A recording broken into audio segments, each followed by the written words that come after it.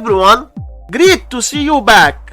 In this reaction, we will explore complete guide to adding and subtracting fractions. Let's start this journey. We have these two fractions, 6 over 9 and 3 over 5, and we want to add them. Multiply the first top times the second bottom, so we have 6 times 5, which is equal to 30. Multiply the first bottom times the second top, so we have 9 times 3, which is equal to 27. Now just add those two numbers, so we have 30 plus 27, which is equal to 57. Multiply the two denominators, so we have 9 times 5, which is equal to 45. And that is all.